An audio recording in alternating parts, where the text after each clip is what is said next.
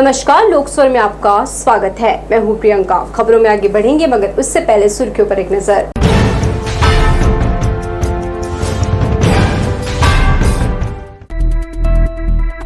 Highway जाम करने वाले नेता पुत्र समेत 6 पर जुर्माना, धारदार चाकुओं के साथ स्टेशन से 2 गिरफ्तार।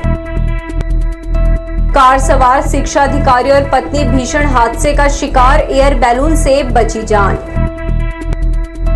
कड़ी निगरानी में ली सब इंजीनियर भर्ती परीक्षा, व्यापम के नए नियमों से हुई फजीहत पर बिफरे। और बाबा धाम स्पेशल जा रही खाली, नियमित ट्रेनों में यात्रियों की भारी भीड़, रेलवे ने समय पर नहीं दी खबर। तो ये थी सुर्खियां, अब खबर विस्तार से। बिलासपुर के नेशनल हाईवे पर टशनबाजी और रसूख का खुला प्रदर्शन। वायरल वीडियो में एक नेता के बेटे ने अपने दोस्तों के साथ मिलकर सड़क पर घंटों हंगामा किया। लग्जरी कारों की लाइन लगाकर रफ्तार, कटिंग और स्टंट दिखाए गए और ट्रैफिक पुलिस मूक दर्शक बनी रही। वीडियो वायरल होने के बाद अब पुलिस ने चालानी कार्यवाही और लाइसेंस निलंबन की प्रक्रिया शुरू की है। बताया जा रहा है कि इस करतूत में शामिल एक गाड़ी नेता पुत्र की है। वायरल वीडियो पर वरिष्ठ पुलिस अधीक्षक रजनी सिंह ने तत्काल संज्ञान लिया। यातायात एएसपी रामगोपाल करियारे के मार्गदर्शन में इंटरसेप्टर प्रभारी के मरकाम ने सभी 6 वाहन चालकों पर 2-2 हजार का चालान किया और लाइसेंस निलंबन की सिफारिश की गई है। ट्रैफिक पुलिस ने साफ किया है कि इस तरह की लापरवाही खुद की जान ही नहीं, बल्कि सड़क पर चल रहे अन्य लोगों के लिए भी गंभीर खतरा है। बिलासपुर रेलवे स्टेशन पर शनिवार रात 2 युवक बटनदार चाकुओं की खेप के साथ पकड़े गए। तारबहार पुलिस की सतर्कता से आरोपी न केवल पकड़ में आए, बल्कि संभावित अपराध होने से रोक लिया। इससे रेलवे की लचर सुरक्षा व्यवस्था की पोल भी खुल गई। शनिवार रात बिलासपुर रेलवे स्टेशन की प्लेटफॉर्म नंबर 7 पर तैनात तारबहार पुलिस की एसीसीयू टीम को एक युवक की संदिग्ध गतिविधियां दिखी। युवक की पहचान सुमित चौरसिया निवासी गौरेला के रूप में की गई। तलाशी में उसके बैग से 2 खतरनाक फोल्डिंग बटनदार चाकू बरामद किए गए, जिनकी लंबाई 8 इंच से ज्यादा थी। इसी दौरान प्लेटफॉर्म के दूसरी तरफ एक और युवक संदिग्ध हालत में आता दिखा। पूछताछ में उसने अपना नाम निखिल साहू सरकंडा निवासी बताया। तलाशी लेने पर पुलिस को उसके बैग से 8 धारदार फोल्डिंग चाकू मिले, जो 8 से 12 इंच तक लंबे थे। पुलिस भी इन हथियारों की संख्या और डिजाइन देखकर चौंक गई। पूछताछ में दोनों ने खुद को बाबा धाम यात्रा से लौटना बताया, लेकिन उनके पास न बिल था, न लाइसेंस, न टिकट और न ही किसी तरह का दस्तावेज। तारबहार थाना पुलिस ने तत्काल दोनों को गिरफ्तार कर आर्म्स एक्ट के तहत मामला दर्ज किया। इस मामले में एसआई रामनरेश ने बताया कि पुलिस की सजगता से संभावित वारदात टल गई, लेकिन खतरा अब भी बना हुआ है, क्योंकि स्टेशन पर कोई भी व्यक्ति बिना जांच के घातक हथियार लेकर पहुंच सकता है। सीसीटीवी और पुलिस तारबहार पुलिस के द्वारा संयुक्त कार्रवाई करते हुए एक तो रात में वाहन चेकिंग का ड्यूटी भी लगा था, सरप्राइज चेकिंग भी था। उसी दौरान रेलवे स्टेशन के पास में सर्विस प्रोवाइड के पास में वाहन चेकिंग करते समय में एक मुखबिर सूचना मिला कि 2 लड़के, संदिग्ध लड़के, थैला और बैग में कुछ संदिग्ध वस्तु लेकर बाहर निकल रहे हैं पीछे से छुपते हुए। वहां पर चेकिंग किया गया, जहां पर ये 2 लड़के मिला, जिसके नाम पूछने पर दोनों लड़के के पास में एक छोटा छोटा चाकू मिला, एक के पास 8 नग, एक के पास 2 नग चाकू मिला। पूछने पर बताया कि हम बोलबम गए थे, वहां से खरीद के ला रहे हैं अवैध रूप से, और पता चला बाहर में पुलिस चेकिंग हो रहा है, तो हम लोग बचने के लिए पीछे रास्ते से बच के निकल रहे थे, तो पकड़ा गया। अब बड़ा सवाल यह है कि जब ये युवक ट्रेन में हथियार लेकर चढ़े और सफर किया, तो उन पर किसी को शक नहीं हुआ। स्टेशन पर न तो कोई स्कैनर, न चेकिंग पॉइंट और न ही जीआरपी आरपीएफ की नियमित गश्त है। ऐसे में सवाल रेलवे की सुरक्षा व्यवस्था पर सीधा उठता है। फिलहाल स्टेशन का पुनर्विकास भले ही दीवारों पर चमक रहा हो, लेकिन जमीन पर सुरक्षा तंत्र ध्वस्त हो चुका है। लोकस्वर के लिए भूपेंद्र राठौर की रिपोर्ट। राजधानी रायपुर में चाकूबाजी की घटनाएं अब ऑनलाइन प्लेटफॉर्म तक पहुंच गई है। पुलिस ने फ्लिपकार्ट और कोरियर कंपनी इलास्टिक रन के 6 कर्मचारियों को गिरफ्तार किया है। घटना मंदिर हसौद थाना क्षेत्र की है, जहां पेट्रोल पंप कर्मचारी की चाकू मारकर हत्या कर दी गई थी। आरोपी से पूछताछ में खुलासा हुआ कि उसने चाकू फ्लिपकार्ट से ऑर्डर किया था, जो इलास्टिक रन कोरियर के जरिए डिलीवर हुआ। पुलिस ने पहले ही सभी ऑनलाइन कंपनियों और कोरियर डिस्ट्रीब्यूटरों को चेतावनी दी थी कि चाकू, तलवार जैसे हथियारों की डिलीवरी पर रोक लगाई जाए, लेकिन चेतावनी के बावजूद यह गतिविधियां जारी थी। अब पुलिस ने फ्लिपकार्ट और कोरियर कंपनी के 6 लोगों को गिरफ्तार किया है, जिसमें मैनेजर, डिलीवरी बॉय और अन्य स्टाफ शामिल है। पुलिस का कहना है कि ऑनलाइन हथियार बिक्री पर अब और भी सख्ती की जाएगी। हथियार जो चाकू बरामद हुआ था और हत्या में जो प्रयुक्त हुआ था, वो जो चाकू है वो फ्लिपकार्ट से मंगाया गया था और उसके आधार पर फिर 2 अन्य चाकू भी उसके जो आरोपी द्वारा उसी दिन की तारीख की डिलीवरी थी, उसके आधार पर उनका चाकुओं को भी जब्त किया गया। और इनको पूर्व में भी फ्लिपकार्ट और संबंधित संस्थाओं को हमने रायपुर पुलिस के द्वारा जो है मीटिंग लेकर इस संबंध में स्पष्ट निर्देशित किया गया था। साथ ही मेल के द्वारा और लेटर के द्वारा भी, पत्राचार के माध्यम से उन्हें स्पष्ट निर्देशित किया गया था कि इनके द्वारा जो चाकू सप्लाई हो रही है, उसके माध्यम से चाकूबाजी, हत्याएं, इस प्रकार की घटना हो रही है और इससे तत्काल इस प्रकार के अस्त्रों का जो है डिलीवरी बंद किया जाए। राजधानी रायपुर में एक बड़े ऑनलाइन फ्रॉड का मामला सामने आया है, जिसमें नवा रायपुर के राखी थाने में दर्ज हो चुका है और साइबर सेल के साथ पुलिस भी जांच में जुट गई है। घटना मार्च महीने की है। डिप्टी डायरेक्टर माया तिवारी ने फेसबुक पर एक विज्ञापन देखा, जिसमें कंपनी ने दावा किया था कि सरकार के सपोर्ट से निवेश करने पर 6 महीने में पैसा 2 गुना हो जाएगा। विज्ञापन के साथ एक प्रमोशनल वीडियो भी था, जिससे वह प्रभावित हो गई। लिंक पर क्लिक करने के बाद एक वेबसाइट खुली और फिर एक महिला का फोन आया। धीरे धीरे भरोसा बनाकर ठगों ने माया तिवारी से 20 से ज्यादा ट्रांजैक्शन में कुल 90 लाख रुपए मंगवा लिए। बाद में जब रिटर्न नहीं मिला तो उन्हें ठगी का एहसास हुआ। माया तिवारी ने नवा रायपुर के राखी थाने में धोखाधड़ी की शिकायत दर्ज कराई है। पुलिस ने फिलहाल 20 लाख रुपए होल्ड कर लिए हैं और अब इस पूरे मामले की जांच साइबर सेल के साथ मिलकर की जा रही है। मंत्रालय में अधिकारी है, उनके साथ में एक साइबर फ्रॉड की घटना घटित हुई, जिसके तहत में पहले फेसबुक से जान पहचान होने के बाद में इंस्टा के माध्यम से उसको शेयर ट्रेडिंग का मामला है, जिसमें शेयर में पैसे फंसाने और अच्छे लाभ अर्जित करने का उसको प्रलोभन दिया गया, जिसके कारण से लगातार उस पर अपना इन्वेस्टमेंट करते गए। बाद में जब 89,000 से ऊपर 89 लाख के ऊपर जब इन्वेस्ट किया जा चुका, तब उनको एहसास हुआ कि इसमें वो अपना साइबर फ्रॉड हुआ। उनके पास साथ में रिपोर्ट दर्ज की गई है, उसमें 20 लाख रुपए होल्ड किया गया है। आगे की विवेचना किया जा रहा है। भीषण सड़क हादसे में शिक्षा विभाग के अधिकारी और उनकी पत्नी बाल बाल बच गए। पेंड्रा जा रहे जीपीएम के जिला शिक्षा अधिकारी रजनीश तिवारी का सरकारी वाहन उसलापुर ओवरब्रिज से कुछ पहले एक क्रेन से जा भिड़ा। हादसे में कार के परखच्चे उड़ गए। गनीमत रही एयर बैलून खुलने से कार सवार पति पत्नी की जान बच गई। प्रत्यक्षदर्शियों के मुताबिक कार अनियंत्रित होकर क्रेन से टकराई। अधिकारी का हाथ फ्रैक्चर हो गया, जबकि उनकी पत्नी सकुशल है। हादसे के बाद चौक में लोगों की भीड़ जुट गई। लोगों की सहायता से अधिकारी और उनकी पत्नी को अस्पताल पहुंचाया गया। मैं यहाँ घर वहाँ शिफ्ट करने का सामान लेने आया था अपना, और थोड़ा कोर्ट का भी काम था, उसको करके मैं वापस जा रहा था तो क्रेन वाला आया तो अचानक थोड़ा सा लग गया, ज़्यादा नहीं लगा ना। ये अब कहाँ से कहाँ जा रहे थे? मैं बिलासपुर से पेंड्रा जा रहा था। तो गलती इसमें आपकी बताई जा रही? नहीं, मेरी गलती नहीं। क्रेन वाला थोड़ा सा एकदम से काटा, मैं तो अपने तरफ किनारे जा रहा था। न्याय व्यवस्था के क्षेत्र में बिल्हा को सिविल न्यायालय भवन की ऐतिहासिक सौगात मिली है। उद्घाटन समारोह में भवन का लोकार्पण किया गया। इसके बाद छत्तीसगढ़ उच्च न्यायालय के मुख्य न्यायमूर्ति रमेश सिन्हा और अन्य विशिष्ट अतिथियों ने न्यायालय परिसर का निरीक्षण किया। भवन की बनावट, कार्य क्षमता, यहाँ मौजूद आधुनिक सुविधाओं की सराहना की। इस अवसर पर आईजी डॉक्टर संजीव शुक्ला, वरिष्ठ पुलिस अधीक्षक रजनीश सिंह, जिला एवं सत्र न्यायालय के अधिकारी, अधिवक्ता, न्यायिक कर्मचारी और बड़ी संख्या में गणमान्य नागरिक उपस्थित रहे। सभी ने इस आधुनिक न्यायिक भवन को क्षेत्र की न्याय व्यवस्था में एक नए युग की शुरुआत बताया। लोकल ट्रेन की सीट को लेकर 2 युवतियों के बीच शुरू हुई मामूली कहासुनी ने हिंसक रूप ले लिया। एक युवती ने दूसरी पर मोबाइल से हमला कर दिया, जिससे वो बुरी तरह घायल हो गई। मामला बिलासपुर जीआरपी थाना क्षेत्र का है। बिलासपुर पहुंचने वाली एक लोकल ट्रेन में उस वक्त अफरा तफरी मच गई जब 2 युवतियों के बीच सीट में बैठने को लेकर विवाद हुआ। विवाद इतना बढ़ गया कि एक ने दूसरी पर मोबाइल से हमला कर दिया। यह घटना रायगढ़ से बिलासपुर आने वाली लोकल ट्रेन में हुई। जानकारी के मुताबिक चांपा और नैला से 2 युवतियां ट्रेन में सवार हुई।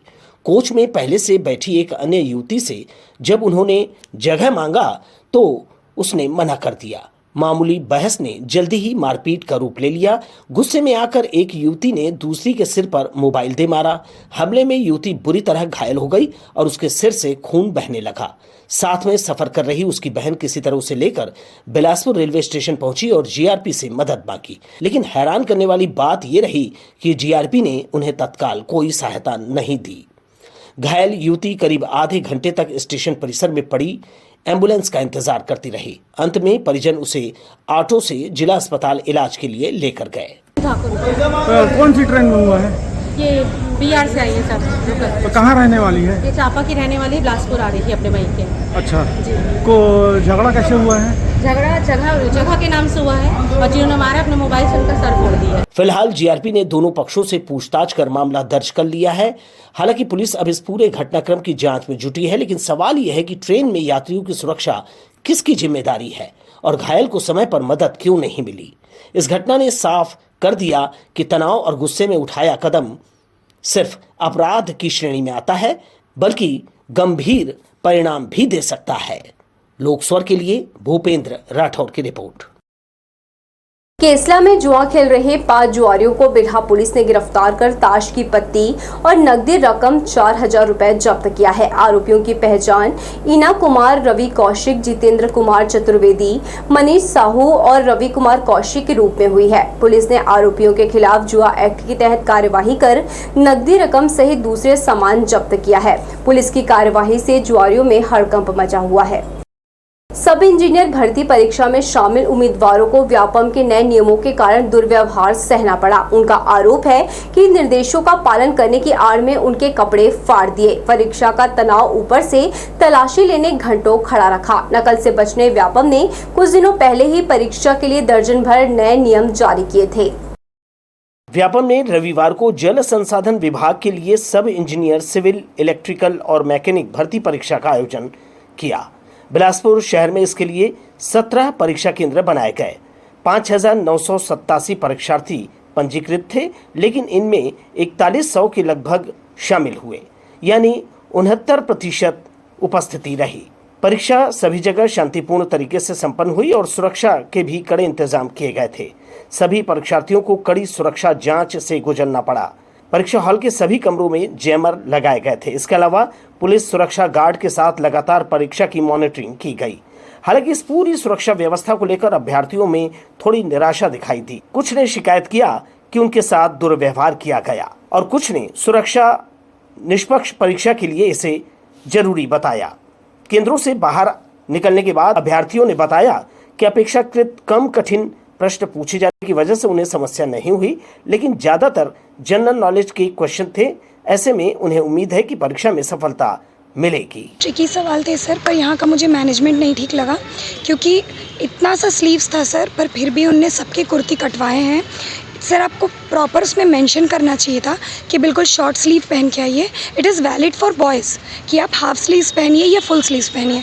एग्ज़ाम का हमको इतना ज़्यादा टेंशन होता है, प्रेशर होता है, और यहाँ पे मैनेजमेंट हमको ज़बरदस्ती ले आके इसको यहाँ से, सर इसमें और इसमें क्या ही फ़र्क रहता है, but it is very bad. बस एक वो है फॉल्ट लगा अभी जो ये एग्ज़ाम का जो अपना था यहाँ व्यापम का, जिस हिसाब से तैयारी करवाए थे यहाँ, जैसे अब ये जैसे बोल दिए थे बहुत सारे इसमें ये दिए हुए थे इंस्ट्रक्शंस थे। हाँ। है ना, तो हमारे जैसे थे बैग्स ये वहाँ पड़े। हाँ। कोई उसका वो है ही नहीं वहाँ। मोबाइल्स किसी के पड़े, पर्स कुछ पड़े, यहाँ किसी का कोई वो नहीं है। सामानों की सुरक्षा कुछ वो नहीं है, कोई तैयारी नहीं थी। शर्ट डार्क है तो आपको अंदर घुसने नहीं दे रहे। आदमी शर्ट चेंज करके आ रहे हैं, नहीं है तो जाओ खरीद के ले आओ, हमको कोई वो नहीं है, ऐसे टाइप के। यहाँ 17 परीक्षा केंद्रों में ये परीक्षा यहाँ आयोजित की जा रही है। 5987 विद्यार्थियों ने आवेदन किया था। इसमें से 4121 लगभग 69% छात्रों ने अपनी उपस्थिति इस परीक्षा में दर्ज की। व्यापम के निर्देशानुसार बच्चों की फ्रिस्किंग भी की जा रही है। उनके जहाँ से वो अंदर आ रहे हैं महाविद्यालय में या विद्यालय में, वहाँ पर उनकी सघन जांच हो रही है और कक्षों के अंदर जैमर लगाए गए हैं ताकि किसी भी प्रकार के अनुचित साधन का प्रयोग छात्र या छात्राओं के द्वारा इस परीक्षा में नहीं किया जा सके। ये प्रक्रिया अपनाई गई है। इस बार का क्वेश्चन बहुत ज़्यादा इजी था और छत्तीसगढ़ लेवल से बहुत सारा क्वेश्चन बनने लायक था। मैथमेटिक्स और हाँ ट्रिकी थोड़ा बहुत था, 4-5 क्वेश्चन थे ट्रिकी जो थे, बाकी ऐसा कुछ खास नहीं लगा, इजी था पेपर। वैसे फोकस किस पर किया था आपने अपनी तैयारी के हिसाब से? मैंने छत्तीसगढ़ पे जितना भी उसका ग्राउंड लेवल पे था, और जो हम लोग का सिविल डिपार्टमेंट से हूँ मैं, जैसे कि तो सिविल से मैंने ज़्यादा किया था। ट्रिकी था, कैलकुलेशन ज़्यादा था, मतलब 1 मार्क क्वेश्चन के हिसाब से कैलकुलेशन ज़्यादा था, थ्योरेटिकल कम था और न्यूमेरिकल ज़्यादा था। सोचने में टाइम लग गया ज़्यादा, इसलिए अटेम्प्ट पूरा नहीं हो पाया। पीडब्ल्यूडी ज़्यादा आसान था। बहुत अच्छा है, होना चाहिए। क्या है कि सेंट्रल लेवल के जितने भी एग्ज़ाम होते हैं, रेलवे चाहे एसएससी हो, इस टाइप की व्यवस्थाएं होती है। इस प्रकार अपने यहाँ जैसा शुरुआत हुआ है तो बहुत अच्छा है, ऐसा होना चाहिए। व्यापम के पिछले परीक्षा आयोजन में नकल का प्रकरण सामने आया था। इसके बाद व्यापम ने इसके लिए नई गाइडलाइन जारी की, जिसके तहत सुरक्षा के कड़े उपाय करने पड़े। कैमरामैन जयेंद्र गोले के साथ दिलीप जगवानी, लोक स्वर, बिलासपुर। पंडित सुंदरलाल शर्मा ओपन विश्वविद्यालय में प्री बीएड प्री डीएलएड प्रवेश परीक्षा का आयोजन 2 पालियों में किया गया। पहली पाली में बीएड तो दूसरी पाली में डीएलएड की परीक्षा ली गई, जिसके लिए कुल 96 परीक्षा केंद्र बनाए गए थे, जिसमें डीएलएड में 37,280 परीक्षार्थी उपस्थित रहे। वहीं प्री बीएड में 12,922 परीक्षार्थी शामिल हुए। सभी केंद्रों में परीक्षा शांतिपूर्ण ढंग से संपन्न हुई। विद्यार्थियों ने प्रवेश परीक्षा के माध्यम से पंडित सुंदरलाल शर्मा विश्वविद्यालय में अपना स्थान सुनिश्चित करने की कोशिश की। परीक्षा के मद्देनजर सुरक्षा के भी पुख्ता इंतजाम किए गए थे। रेलवे क्षेत्र में सड़कों की बदहाली से लोग परेशान हैं। खासकर बुधवारी बाजार और गेट नंबर 4 की ओर जाने वाली सड़कें गड्ढों में तब्दील हो चुकी है। बारिश में हालात और भी खराब हो गए हैं, जहां सड़क और गड्ढे में फर्क करना मुश्किल हो गया है। इस कारण राहगीरों से लेकर वाहन चालकों को भारी दिक्कतों का सामना करना पड़ रहा है। ये नज़ारा बिलासपुर रेलवे क्षेत्र का है, जहां बुधवारी बाजार और गेट नंबर 4 की ओर जाने वाली सड़कें बदहाल है। जगह जगह बने बड़े बड़े गड्ढों ने सड़क का अस्तित्व ही खत्म कर दिया है। बारिश में ये गड्ढे और भी खतरनाक हो जाते हैं। पानी भर जाने के कारण सड़क और गड्ढे का फर्क समझ पाना मुश्किल हो जाता है। कई बार पैदल चलने वाले लोग इनमें गिर चुके हैं। वहीं वाहन चालक भी गड्ढों से बचने की कोशिश में हादसे का शिकार हो रहे हैं। ऑटो और टैक्सी चालक इन रास्तों पर आने से कतराने लगे हैं। उनका कहना है कि गड्ढों में वाहन फंसने से नुकसान हो जाता है, ऊपर से यात्री भी परेशान होते हैं। स्थानीय लोग भी इस स्थिति से बेहद नाराज हैं। उन्होंने कई बार रेलवे प्रशासन और नगर निगम से शिकायत की है, लेकिन अब तक हालात जस के तस हैं। रेलवे कॉलोनी में रहने वाले और आसपास के हजारों लोग रोजाना इन रास्तों से गुजरते हैं। ऐसे में सवाल उठता है कि जिम्मेदार विभाग आखिर कब जागेगा। लोक स्वर के लिए कैमरामैन जयेंद्र गोले के साथ भूपेंद्र राठौर की रिपोर्ट। रविवार को अवकाश के दिन शहर में वीवीआईपी मूवमेंट होने के कारण नगर निगम का अतिक्रमण दस्ता और आवारा मवेशी पकड़ने वाले लोग सक्रिय रहे। उन्होंने सर्किट हाउस से लेकर सदर बाजार तक फुटपाथ से दुकानें लगने नहीं दी। सड़कों पर बैठे हुए मवेशियों को घेर कर पकड़ा। नगर निगम का अतिक्रमण दल और आवारा मवेशियों को पकड़ने वाला दस्ता स्वस्फूर्त रूप से सक्रिय रहा। वीवीआईपी मूवमेंट की सूचना मिलते ही मैदानी अमला सक्रिय हो गया। सर्किट हाउस से लेकर सदर बाजार में किसी को भी वाहन खड़ा करने नहीं दिया गया। सड़क के किनारे यातायात में बाधक बनी किसी भी प्रकार की दुकानें नहीं सजी। हाई कोर्ट की फटकार के बाद भी आवारा मवेशी सड़कों पर घूमते फिरते देखे गए। मवेशी पकड़ने वाले दस्ते ने मुख्य मार्ग पर बैठे लगभग 1 दर्जन मवेशियों को पकड़ा, लेकिन उनके द्वारा मवेशी मालिकों के खिलाफ कोई कार्यवाही नहीं की गई, जिसके कारण वे सड़कों पर फिर से बैठने लगते हैं। लोक स्वर के लिए कैमरामैन सतीश साहू के साथ किशोर श्रीवास्तव की रिपोर्ट। कांवरियों की सुविधा के लिए दक्षिण पूर्व मध्य रेलवे द्वारा चलाई जा रही स्पेशल ट्रेनों में बर्थ तो है, लेकिन यात्री नहीं। गोंदिया से मधुपुर के बीच चल रही श्रावणी स्पेशल ट्रेन में अब तक काफी बर्थ खाली है, जबकि नियमित ट्रेनों में कांवरियों की भारी भीड़ देखी जा रही है। सवाल किया जा रहा है कि श्रद्धालु विशेष ट्रेन को क्यों नहीं चुन रहे। रविवार को बिलासपुर स्टेशन से बैजनाथ धाम के लिए कई जत्थे रवाना हुए, लेकिन इनमें से ज्यादातर यात्री रेगुलर ट्रेनों में सवार दिखे। 11 जुलाई से 4 अगस्त तक चल रही दक्षिण पूर्व मध्य रेलवे की श्रावणी स्पेशल ट्रेन गोंदिया से मधुपुर के बीच हर शुक्रवार और सोमवार को चलाई जाती है और मधुपुर से शनिवार और मंगलवार को लौटती है। रेलवे ने इन ट्रेनों को खास तौर पर कांवड़ यात्रियों की भीड़ को देखते हुए चलाया है, लेकिन बावजूद इसके इन ट्रेनों के बर्थ खाली रहते हैं। वहीं दूसरी ओर रेगुलर गाड़ियां जैसे साउथ बिहार और झारसुगड़ा दरभंगा ट्रेनों में श्रद्धालुओं की भारी भीड़ देखी जा रही है। रविवार को बिलासपुर रेलवे स्टेशन से बैजनाथ धाम के लिए कई श्रद्धालु जत्थे रवाना हुए। बातचीत में इन यात्रियों ने बताया कि उन्हें स्पेशल ट्रेनों के चलने की जानकारी देर से मिली या फिर उनके शेड्यूल में वो फिट नहीं बैठी। कुछ का कहना था कि उन्होंने काफी समय पहले ही दक्षिण बिहार या दरभंगा जैसी नियमित ट्रेनों में अपना रिजर्वेशन करा लिया था। अभी हम लोग का ट्रेन 2:40 में है, अपना दरभंगा एक्सप्रेस 2:40 में यहाँ से बाबा बैजनाथ के लिए रवाना हूँ। तो अपना टीम है करीबन 40-45 आदमी का, सब अभी आ रहे हैं।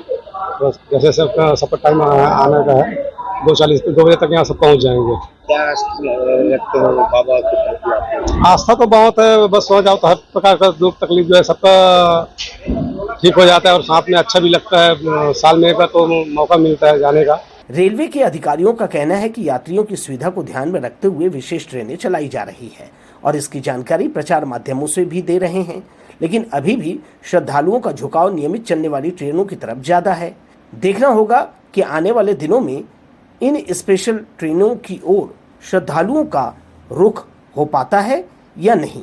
फिलहाल रेलवे को बेहतर प्रचार प्रसार और यात्रियों की सुविधा के हिसाब से समन्वय की जरूरत है, ताकि श्रावण मास में श्रद्धा और सुविधा दोनों साथ चल सके।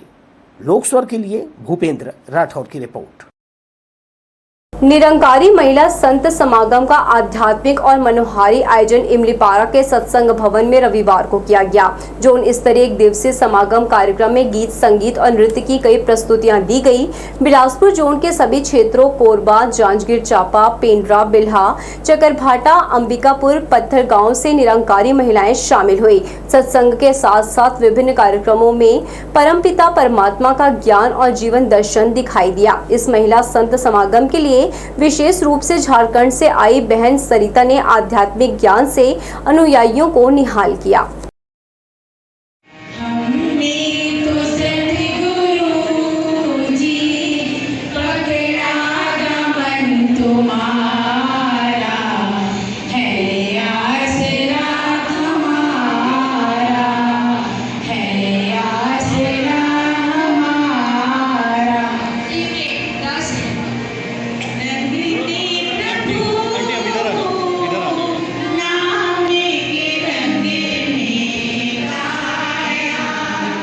रेलवे स्टेशन परिसर के प्राचीन हनुमान मंदिर में बीते 16 वर्षों से हर शनिवार को सुंदरकांड पाठ किया जाता है। इस विशेष आयोजन में श्रद्धा, एकजुटता और समर्पण एक साथ दिखाई देता है, जहां रेलवे कर्मचारी, अधिकारी, सेवानिवृत्त लोग और आमजन सभी मिलकर धार्मिक वातावरण निर्मित करते हैं। बिलासपुर रेलवे स्टेशन के प्लेटफॉर्म नंबर 1 के पास मंदिर में पिछले 16 वर्षों से हर शनिवार को रामचरितमानस की पावन चौपाइयां सुनाई देती है। प्राचीन हनुमान मंदिर में सुंदरकांड का पाठ अब सिर्फ एक धार्मिक आयोजन नहीं बल्कि आध्यात्मिक परंपरा बन चुका है। यह परंपरा वर्ष 2009 में शुरू की गई। तब से हर शनिवार को लोग एक स्वर में सुंदरकांड का यहां पाठ करते हैं। रेलवे के अधिकारी, कर्मचारी, सेवानिवृत्त और भगवान पर आस्था रखने वाले बहुत सारे लोग मिलकर यह आयोजन करते हैं। मंगलवार के दिन यहाँ भजन संध्या भी की जाती है, जिसमें स्टेशन आने जाने वाले यात्री, स्थानीय श्रद्धालु भी भाग लेते हैं। इस आयोजन की खास बात यह है कि यहाँ कोई भी पेशेवर कलाकार या पंडित नहीं है। सभी सेवाएं स्वैच्छिक हैं। कोई रेल कर्मचारी है, कोई अधिकारी, कोई रिटायर्ड और आम श्रद्धालु समय निकाल कर पहुँचते हैं। सामूहिक सहयोग से आर्थिक, श्रम और समय का योगदान करते हैं। आयोजन से जुड़े लोगों का मानना है कि ईश्वर ही सभी को सद्बुद्धि देता है और यही सामूहिक एकता की प्रेरणा बनता है। अगर भगवान से दूर होंगे तो आपसी समन्वय और सहयोग भी कमजोर होगा। यही वजह है कि आयोजन सिर्फ पूजा पाठ तक सीमित नहीं बल्कि समाज को जोड़ने का मजबूत माध्यम बन चुका है। सभी प्राणी मानते हैं, मानने के लिए ऐसा कोई हमको नहीं लगता, खास करके हिंदू धर्म में कोई ऐसा व्यक्ति नहीं होगा जो ईश्वर को नहीं मानता। और हम ये जानते हैं कि ईश्वर ही सबको सद्बुद्धि, बल और एक दूसरे से मिल करके काम करने की क्षमता वो बरकरार रखते हैं। बिलासपुर रेलवे स्टेशन पे हनुमान जी का मंदिर है। मंदिर बहुत प्राचीन है। अगर इतिहास की बात की जाएगी तो बहुत पुराना मंदिर है। छोटे मोटे कार्यक्रम यहाँ होते रहे हैं, लेकिन अभी 2009 से हर शनिवार को अनवरत सुंदरकांड का पाठ का यहाँ आयोजन होता है। यह मंदिर खुद भी ऐतिहासिक महत्व रखता है और अब सुंदरकांड के माध्यम से यह सनातन धर्म के प्रचार प्रसार का केंद्र बन चुका है। आयोजक इसे ईश्वर की कृपा मानते हैं। बिना किसी बाधा के 16 सालों से यह सिलसिला चल रहा है। उनका यही संकल्प है कि यह सेवा भाव इसी तरह बना रहे। भगवान हनुमान की कृपा सभी पर रहे और समाज इसी तरह एकजुट होकर शांति, सद्भाव और धर्म का मार्ग अपनाता रहे। लोक स्वर के लिए भूपेंद्र राठौड़ की रिपोर्ट।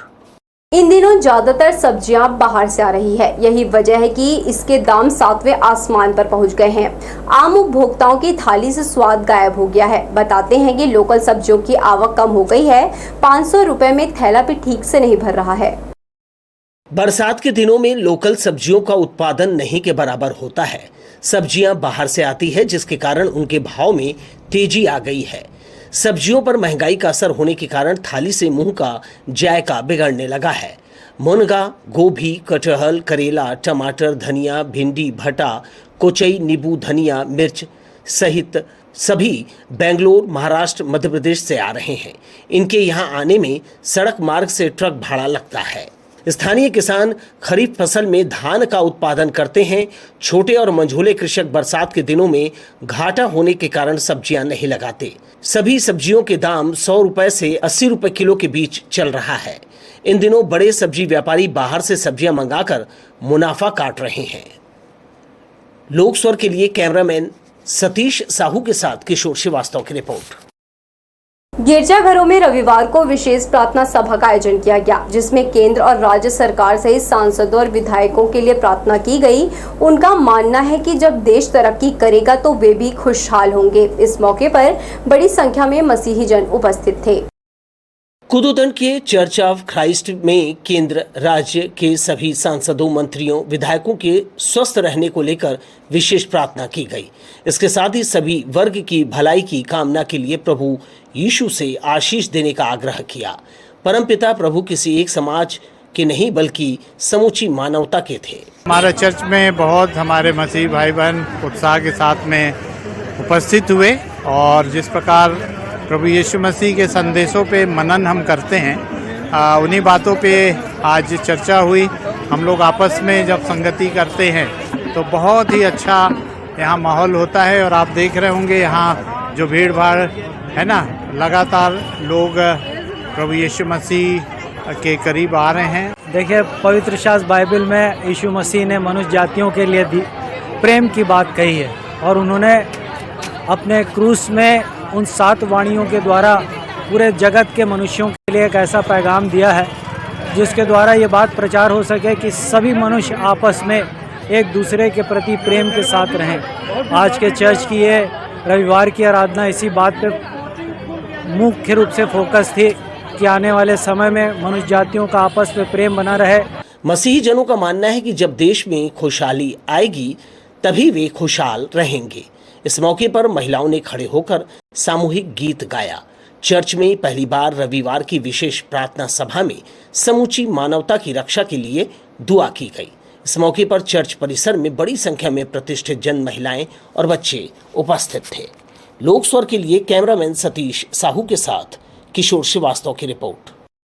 बृहस्पति बाजार के उद्यान में रविवार को महान गायक मोहम्मद रफ़ी, मुकेश और किशोर कुमार की स्मृति में संगीत की महफिल सजी, जिसमें 25 से भी अधिक गायकों ने एक से बढ़कर एक गानों की प्रस्तुति देकर यहां मौजूद लोगों को मंत्रमुग्ध कर दिया। बृहस्पति बाजार के शहीद वीर नारायण सिंह श्रमिक शेड में शहर के उत्साही महिलाओं और नागरिकों ने संगीत की महफिल सजाई। कार्यक्रम में गायक मोहम्मद रफ़ी, मुकेश और किशोर कुमार को उनके गाए हुए गीतों की प्रस्तुति के जरिए श्रद्धांजलि दी गई। लगभग 25 से भी ज्यादा कलाकारों ने हरियाली के संबंध में गीतों की प्रस्तुति दी, जिसे इस मौके पर श्रोताओं ने काफी सराहा। हरियाली सखी महिलाएं रोजाना सुबह बृहस्पति बाजार के उद्यान में संगीतमय योगा व्यायाम करते हैं। बरसात के दिनों में आसमान से गिरती रिमझिम पानी की बूंदें कवि हृदय और कलाकारों को कुछ रचने की प्रेरणा देता है। संगीतमय हरियाली कार्यक्रम उसी का हिस्सा है। लोक स्वर के लिए कैमरामैन सतीश साहू के साथ किशोर श्रीवास्तव की रिपोर्ट।